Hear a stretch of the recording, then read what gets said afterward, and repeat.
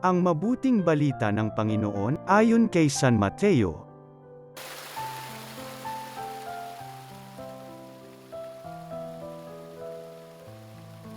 Noong panahong iyon, sinabi ni Jesus sa kanyang mga alagad, "Huwag ninyong akalaing naparito ako upang pawalang bisa ang kautusan at ang aral ng mga propeta.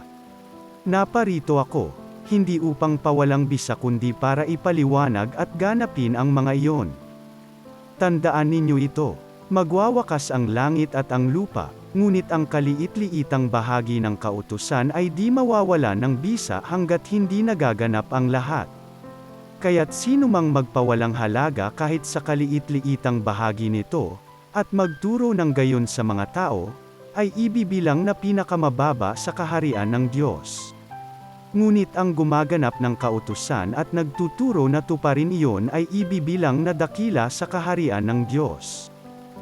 Ang mabuting balita ng Panginoon.